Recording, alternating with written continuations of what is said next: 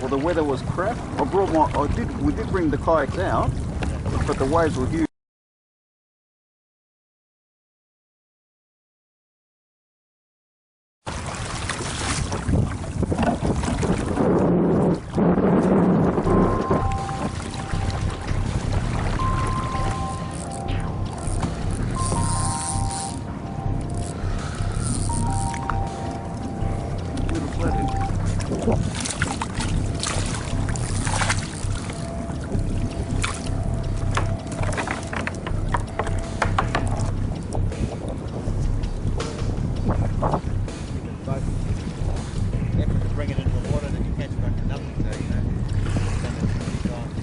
Yeah, my neighbour's getting a bit like that too. He's got a boat, and he hasn't caught anything in a while, and they just get discouraged.